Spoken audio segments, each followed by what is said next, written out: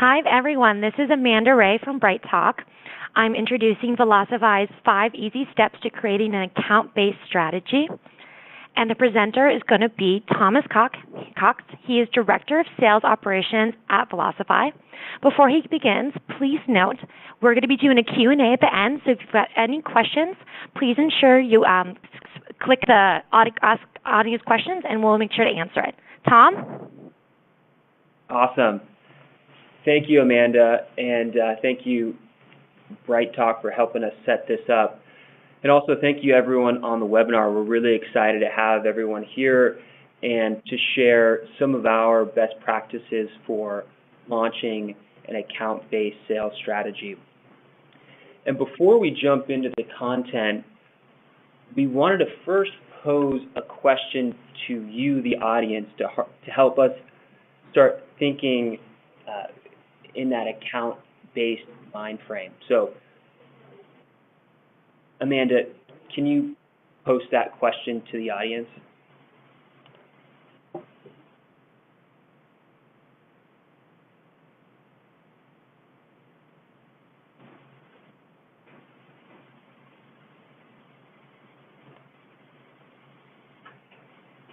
So here is the question. So the question is, why are you interested in account-based selling? And so some of the feedback that we typically look for is either to increase revenue, to align sales and marketing better, to maybe take a more focused selling approach.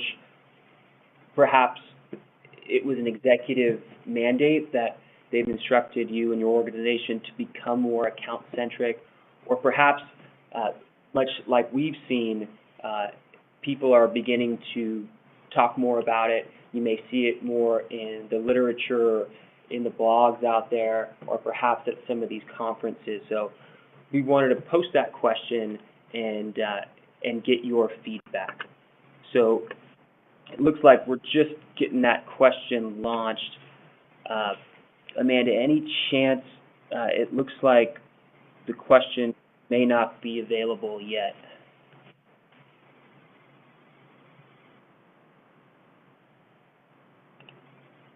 Great. So it looks like it's up. And the 2 early leaders, it looks like we're going to post this just for a minute or so. So if you can go ahead and cast your vote so we can get that feedback, would be fantastic. And it looks like the 2 early leaders are increasing revenue and taking a more focused approach. And these 2 results are very consistent from what we've seen in previous research and previous webinars. Obviously, the first being in sales and perhaps marketing, really focused on increasing our revenue is kind of the ultimate goal in back of everyone's mind.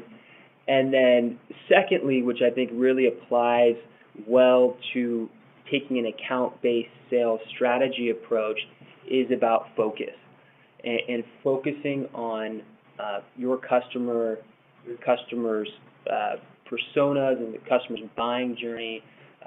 And with that being said, we'll maybe give it just a few more seconds here, and then begin to move on. So I think we should be good with the intro audience poll. Thank you, everyone, for your feedback, and I think that's going to help us dive into the content. So before we jump in, I wanted to give a brief introduction to account-based selling. So I'm assuming most on this webinar are somewhat familiar with what the concept is all about. And the way we define it, it's really about aligning your sales and marketing teams around what matters most. And that's all about personally connecting with your buyers and ultimately having a deeper understanding of your buyers' goals and objectives and how your product or service can add value or alleviate a pain point. And we're really excited to dive into the content. Before we do so, some of the pieces that you'll gain from this webinar are one, tips for mapping out your ideal buyer persona and doing that in partnership if you're in sales with marketing. Secondly, getting ideas for personalized content and helping moving your buyer through that sales cycle faster.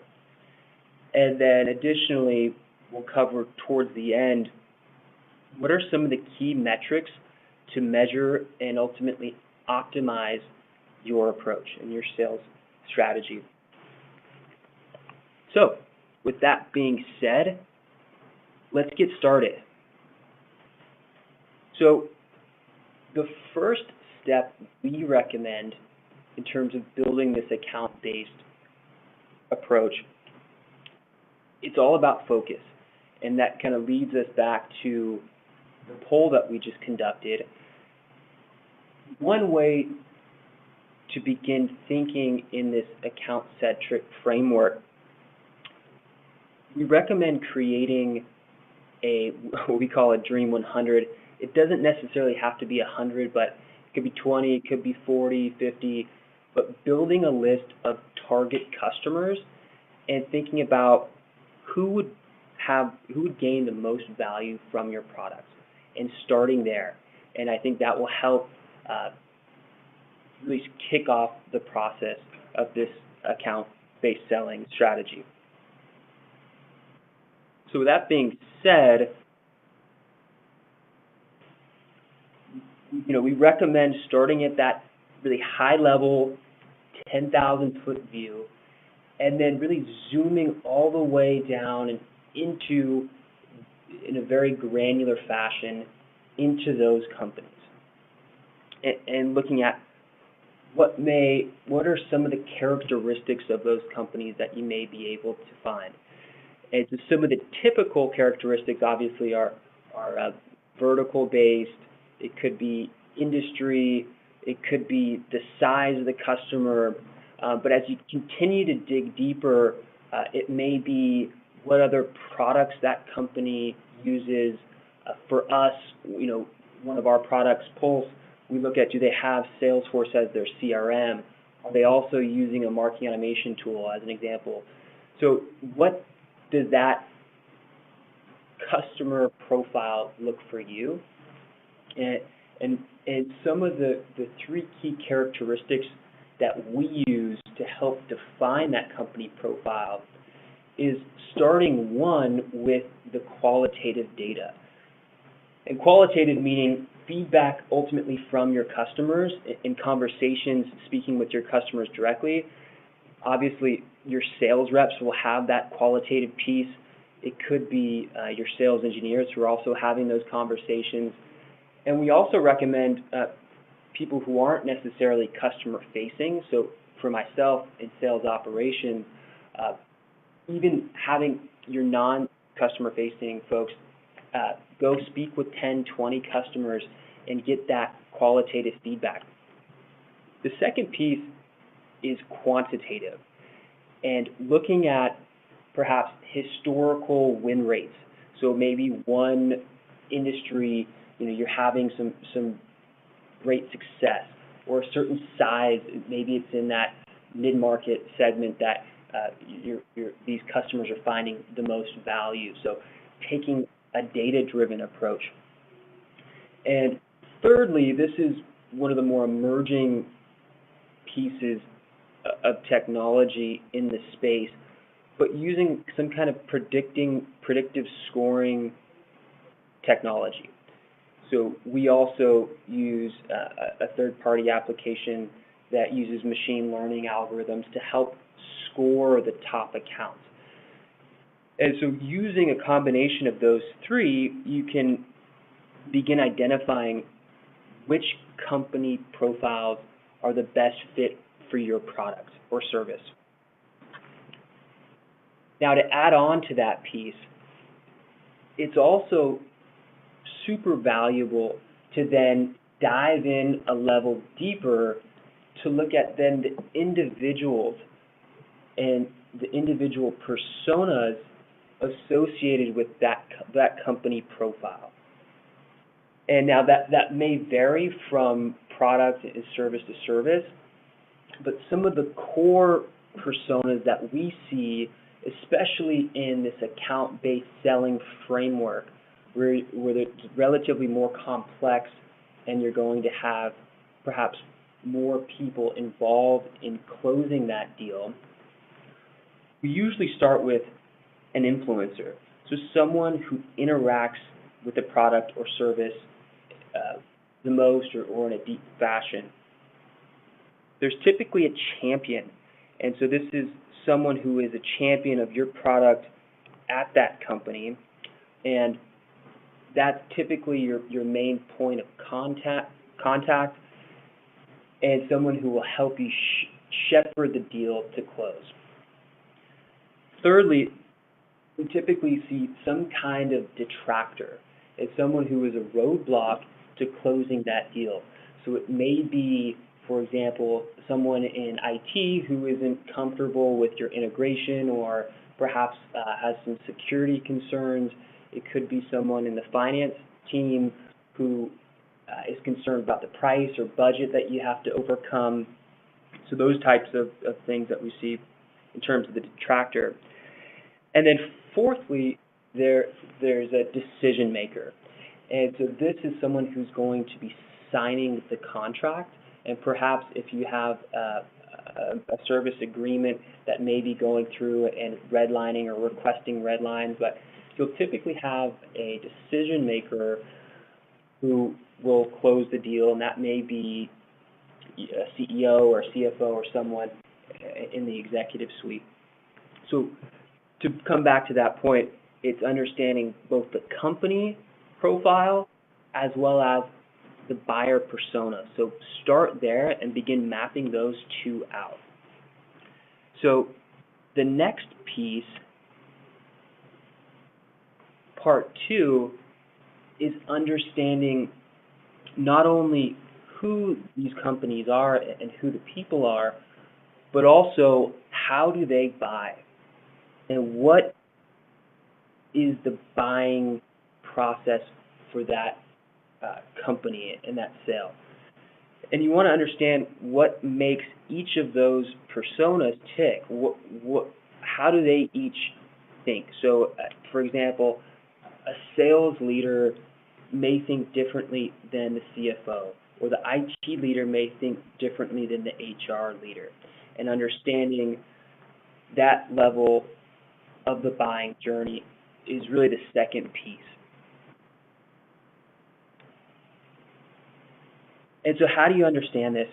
And what we recommend is starting with the status quo, meaning what are those companies and those personas, what are they doing today, and how are they getting along without your solution or your product? And really understanding what are the pain points and how can you or your product add value and alleviate some of that pain. And that's really a key part of understanding where they are today. And also, how are the different personas intertwined? And more specifically, not only how they're intertwined, but where and when do those personas surface in that buying journey, in that buying process?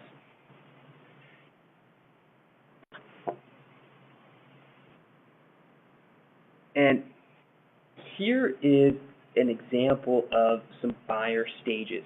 Now again, this will vary based on your product and your services, but it's really about putting yourself in the shoes of your potential personas and trying to think through their varying thought processes and putting yourself in their state of mind. And again, doing this will help you understand more deeply that company profiles, buyer journey, and how those different personas are ultimately going to interact with each other.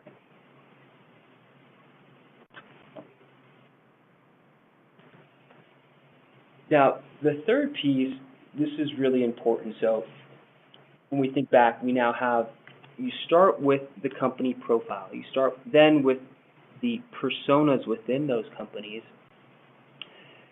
You then understand very deeply the buyer's journey. Now, the third piece is about building your sales process that is deeply aligned to that buyer's journey. So again, it's really thinking customer and account centric, and then building and mapping your selling process to that journey. And what we're going to go through here shortly is how you then think about building different plays, content that's designed for each persona and each stage, with the ultimate goal of developing consensus with that potential prospect and within that company profile.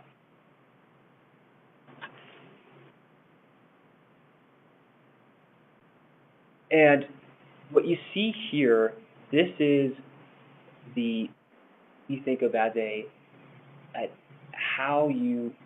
framework for designing a sales process.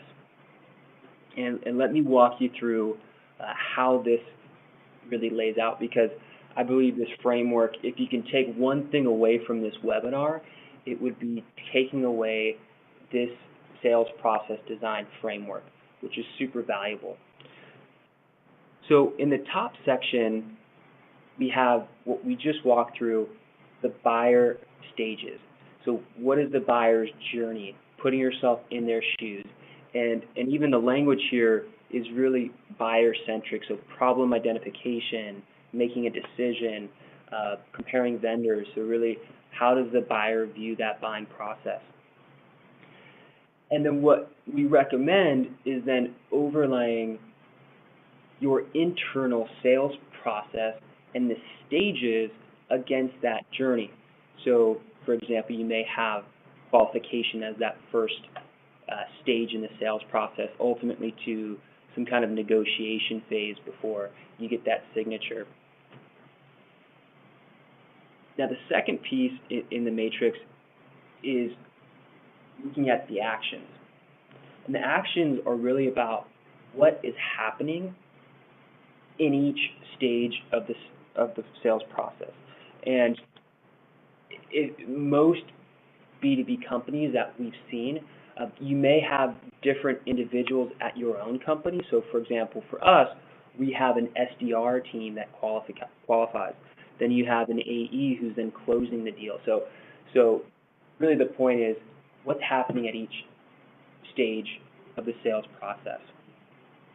Now, the second piece, or I should say the third piece, are the plays involved for each stage.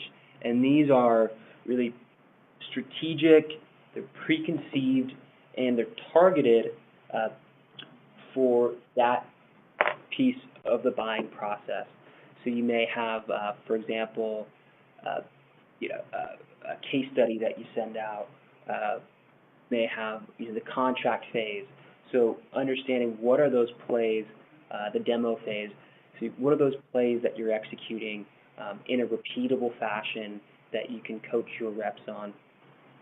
And then lastly, this is a super critical piece of designing and ultimately being able to measure very clearly your process, and we'll get to the measurement piece a little bit later, but what is the exit criteria? So what is the criteria and how do you define that so the deal can move into the next stage? So it may be a meeting happened or the buyer signed the contract or whatever that criteria may be, but it's important to clearly define that so that the team can move to the next stage, and then as sales management and the executive team can have a very clear view of where the deals sit and where the pipeline is. So super critical. So to move on kind of to the next piece, and before I do that, I did want to remind myself, and the reason I wanted to spend extra time on this section is we use this framework internally, and we can maybe go through if you guys have any questions later, but we use this framework, and we had ultimately a 2-day offsite with our COO, our head of marketing, sales. We also invited sales engineering to really get aligned as a company behind this account-based selling model. And so getting that alignment internally at your own companies is super critical when you think about launching this internally. So to move on, so now that we have our target buyers, target personas, we understand their buying process, we built the sales process against that buyer's journey. The fourth piece is about creating content and aligning it to the key personas and to the stages. And this, I think, ties in well to the plays piece from the sales, designing the sales process, that framework. And it's about, the way I think about it is it's about delivering the right content to the right persona at the right time of the buying journey. And really to think about this, it's having custom tailored engagement based on each unique situation that speaks to the personas. And this is really critical, having this built out. And again, this comes back to that alignment piece of internal alignment of having sales and marketing and perhaps other divisions as well ultimately aligned to optimize and ensure that you're delivering according to the buyer's journey. An example that I like to think about is kind of outside the selling example or outside the selling world. But I think of Amazon, and I think of, I'm sure many of you have used Amazon. I'm a big Amazon Prime user.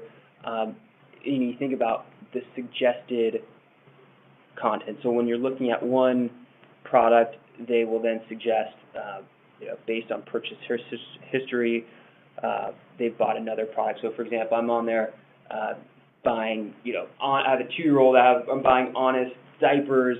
They're going to obviously recommend Honest wipes. If you have 2-year-olds, you know that. But they may also recommend, say, Honest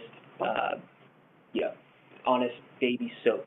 So the example there that I'm trying to call out is really having that designed for that persona, where they are, and that's ultimately going to gain value. And we'll go through some more targeted examples. So again, referencing back to the buyer's journey, and depending on the buyer's stage, where they are in the sales process, you then can see where are the personas involved. So early on, you may have a VP of sales or a director of sales development that you're trying to sell your solution to, and you may provide case studies.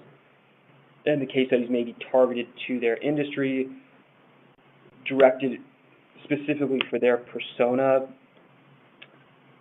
Then later in the deal, you may have a sales operations professional involved, and they want to see some technical documentation. They want to see how it integrates, and you're able to deliver that specific content there. And then perhaps later in the deal, the CFO, he wants to look at some of the hard numbers, and so you provide him with an ROI calculator that's very numbers based, and that will provide that kind of rigor and analytical rigor that his persona is looking for. So again, it's having that custom tailored content aligned to the process, ultimately to the journey and to the persona, where we see the most amount of value in terms of launching this account-based sales strategy model. And then lastly, the fifth piece is all about measuring, learning from what you've developed, and then continuing to optimize it. And the phrase we like to use is inspect what you expect. And so some of the research, as you can see, companies that have a guided selling and account-based model that companies aligned upon, it leads to more revenue. It leads to a reduction in sales cycle time. So really creating more consistency, building that repeatable process, and ultimately that's metrics and data driven is super valuable. And then obviously having the tools and the technology to support this kind of framework. Obviously, that's where our software comes in, and other software as well. But being able to build this out for your organization is super valuable.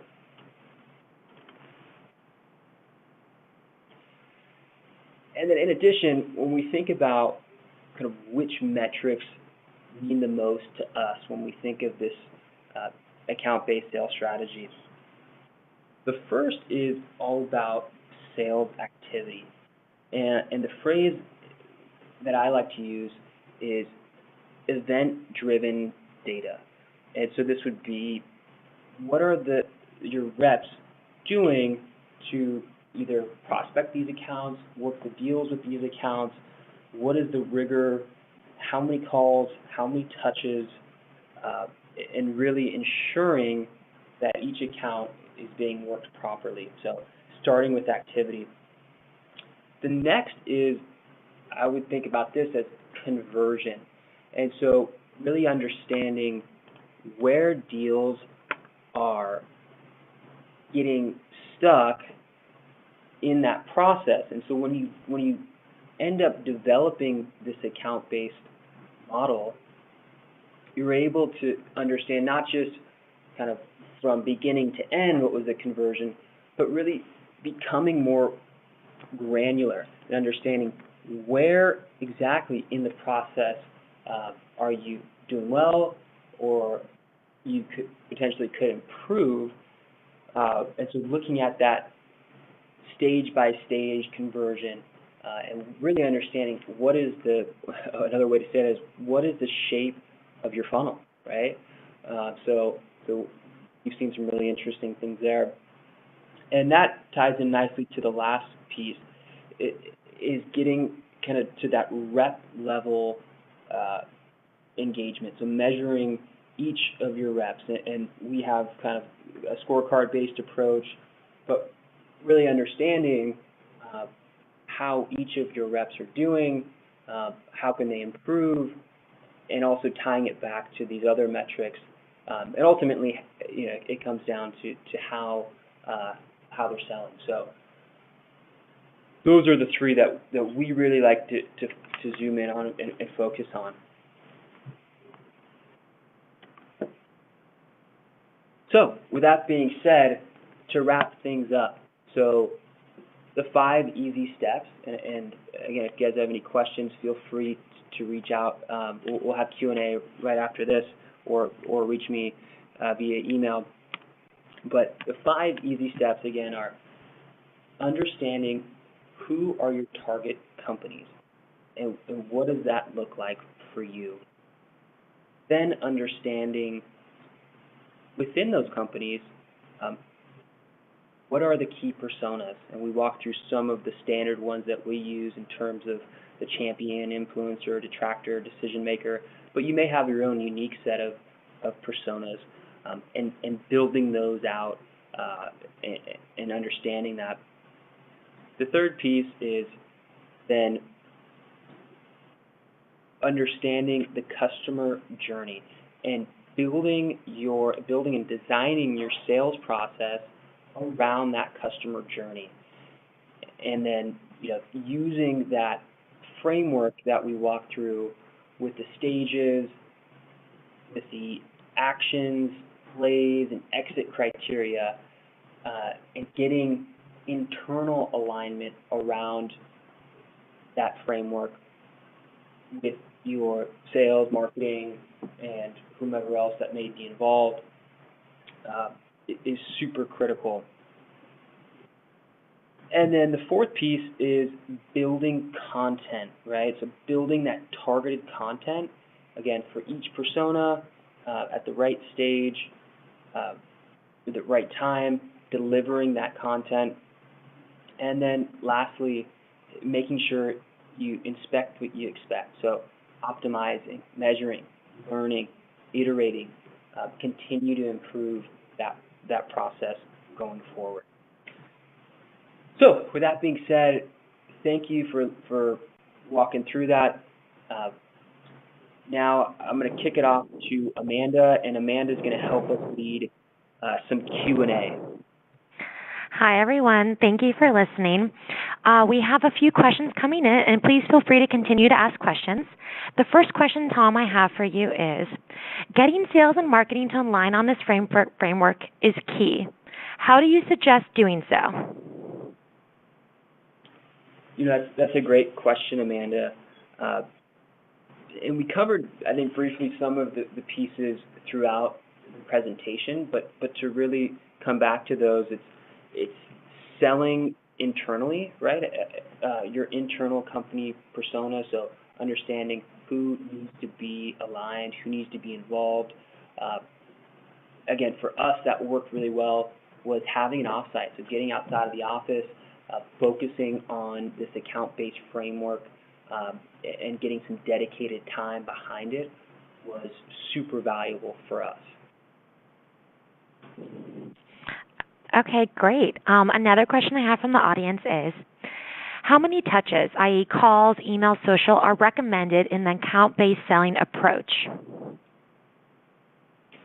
Sure. So now this is ultimately going to depend on your, to use our content earlier, your target customers and your personas, and ultimately kind of the complexity of your product or service.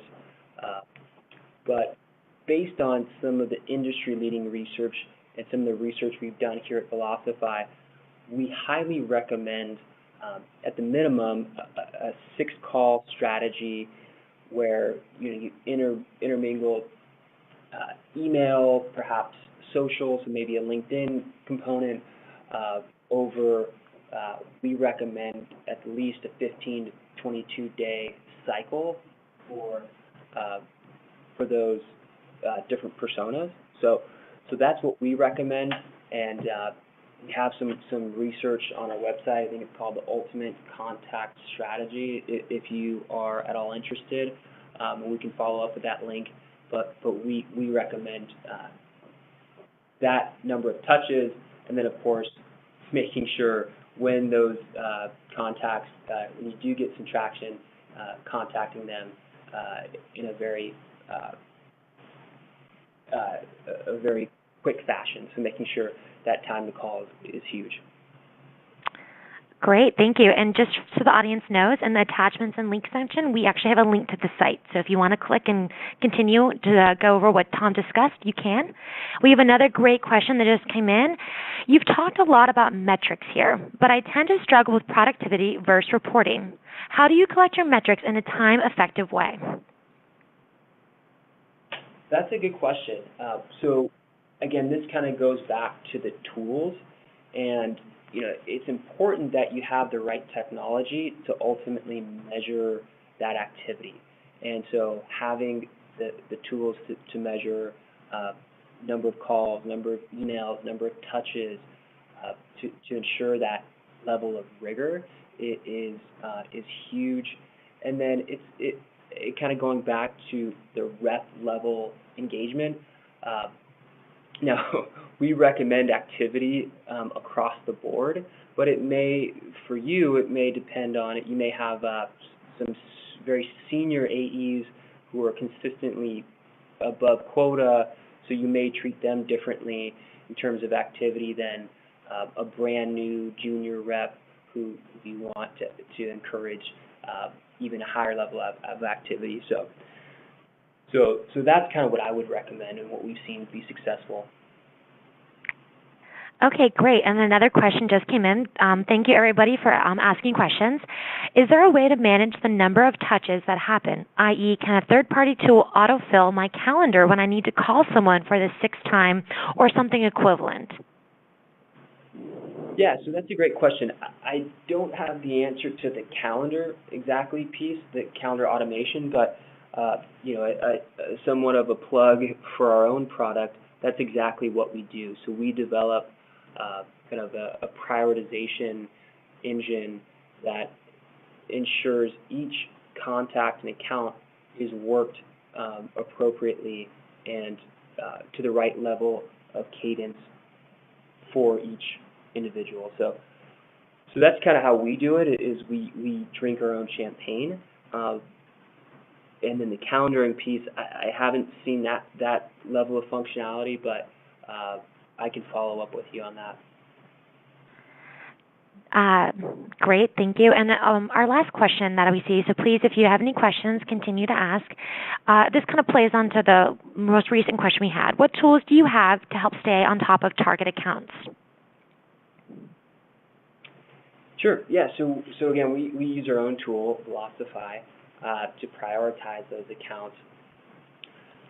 Some other tools that we've used, I touched on this briefly, but in terms of using kind of a predictive scoring for your accounts, we used a tool called Sales Predict, which was helpful for us. Other, I think, valuable tools in terms of firmographic information, we're currently evaluating a tool called ZoomInfo, which is a paid service. There are other cheaper tools out there as well. Obviously, LinkedIn and LinkedIn Navigator are a very popular tool in the space. So those are some of the tools I have seen personally successful, and I would recommend checking out. Okay, great. We don't have any additional questions from the audience. If anyone has anything else they'd like to add, please do so now so we can answer it accordingly. But is there any tools that you think you need to have, or is that what you just discussed? Is that cover kind of everything that you feel like people need to have in order to stay on top of their target accounts? Yeah, so I think those are the core. I would say some of the other, and this is perhaps too obvious for this audience, but obviously having a CRM is in many ways the starting point. A marketing automation tool can be very, very valuable as well to understand the level of engagement that are those personas interacting with content, how are they interacting with it, and then lastly, I would also mention we were using DocuSign to automate some of the contracting processes. And we were just launching a tool previously called Octave. They just rebranded they were called Tinderbox. They rebranded to Octave. And so that's in terms of the content piece and being able to deliver custom content. And we integrate it directly into our own tool, so inside of Salesforce. So something of that nature can also be helpful when you think about the account-based view. Okay, great. We actually just got another question that came in. And just to follow up on my question around collecting metrics effectively, are there any specific tools that allow my team to collect their metrics in an easy way?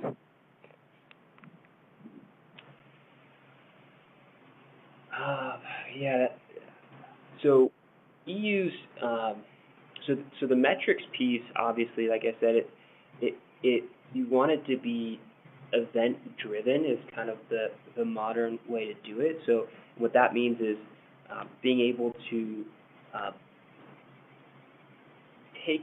I guess we could say take an action, but in terms of, say, you sent an email, you want that to be automatically logged.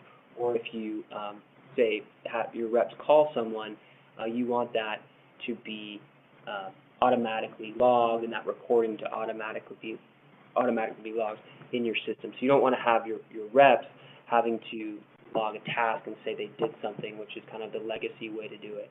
So again, we use our own tool to set all that up. The click to dial, click to email, all of that is tracked. In terms of like if you're looking for maybe just more like analytical horsepower, a tool that we enjoy here is a tool called Tableau, where you can do some more analytical lifting if you'd like. There are a number of other analytics tools, Looker, and those are kind of the ones I've seen, but I know there's a handful of others as well out there. Okay, great. That seems to be all the questions we received from the audience. If you have any additional ones, please let us know. We'd love to answer before we end this presentation. Just want to quickly add that if you'd love to download this presentation, it's in the attachments and links. And if you'd like to visit Velocify's site, that's also in the attachments and links section. If you have any questions that were not answered, Tom and his team will follow up accordingly, and then this webinar will be available on demand shortly after. Thank you, Tom, for presenting this, and we've learned a lot, and we love all the great answers you gave for those questions. Okay, and thank you, Amanda, and thank you to the audience for attending. So I really enjoyed having you guys on. Yeah, thank you. Have a great day, everybody. 20, it could be 40, 50, but building a list of target customers and thinking about who would gain the most value from your products and starting there. And I think that will help really kick off the process of this account-based selling strategy. So with that being said, we recommend starting at that really high-level 10,000-foot view and then really zooming all the way down and into, in a very granular fashion, into those companies and looking at what are some of the characteristics of those companies that you may be able to find. And so some of the typical characteristics obviously are vertical-based. It could be industry, it could be the size of the customer, but as you continue to dig deeper, it may be what other products that company uses. For us, one of our products, Pulse, we look at, do they have Salesforce as their CRM? Are they also using a marketing automation tool as an example? So what does that customer profile look for you? And some of the three key characteristics that we use. Hi, everyone. This is Amanda Ray from Bright Talk. I'm introducing Velocify's 5 easy steps to creating an account-based strategy. And the presenter is going to be Thomas Cox. He is Director of Sales Operations at Velocify. Before he begins, please note we're going to be doing a Q&A at the end, so if you've got any questions, please ensure you click the Ask Audience Questions, and we'll make sure to answer it. Tom? Awesome. Thank you, Amanda, and thank you, Bright Talk, for helping us set this up. And also thank you, everyone on the webinar. We're really excited to have everyone here and to share some of our best practices for launching an account-based sales strategy. And before we jump into the content, we wanted to first pose a question to you, the audience, to help us start thinking in that account-based mind frame. So, Amanda, can you post that question to the audience?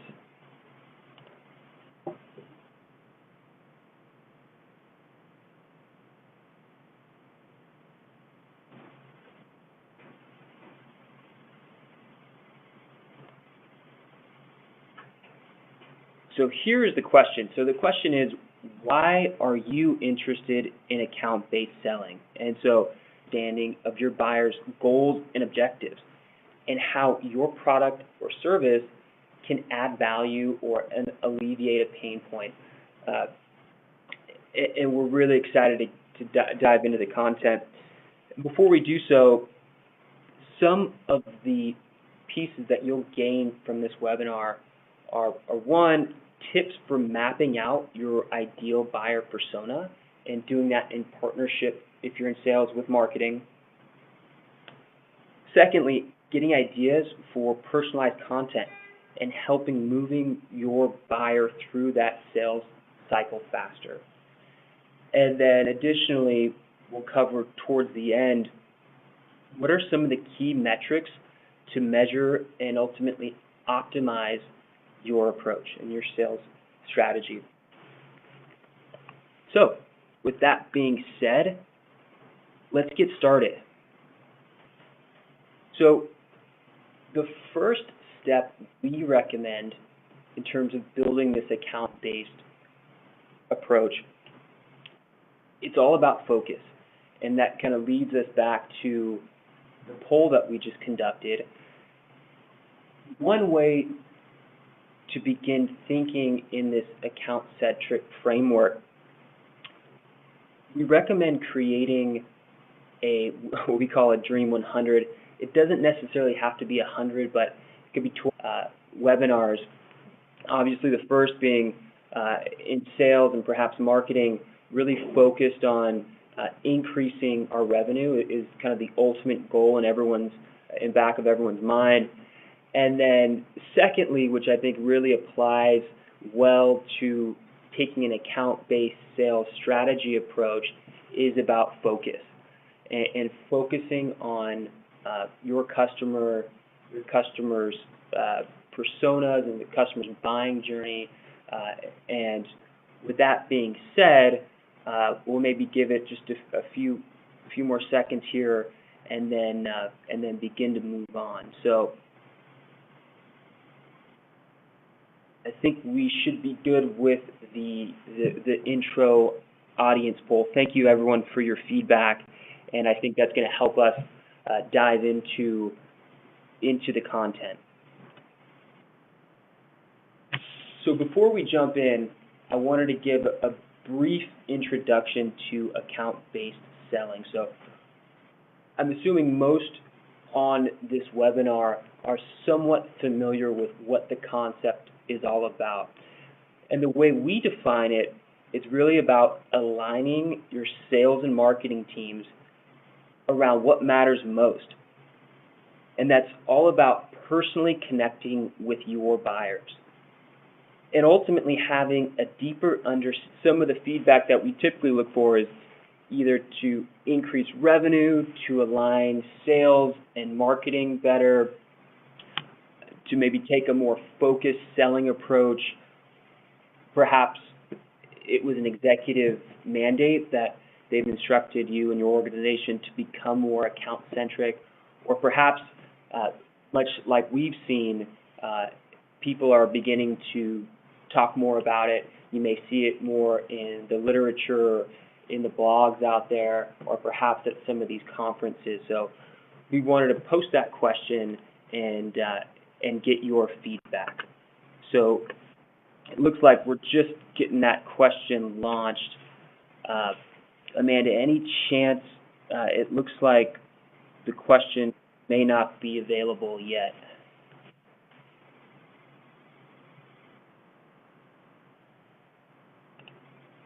Great. So it looks like it's up. And the two early leaders, it looks like we're going to post this just for a minute or so. So if you can go ahead and cast your vote so we can get that feedback, would be fantastic. And it looks like the two early leaders are increasing revenue and taking a more focused approach. And these two results are very consistent from what we've seen in previous research and previous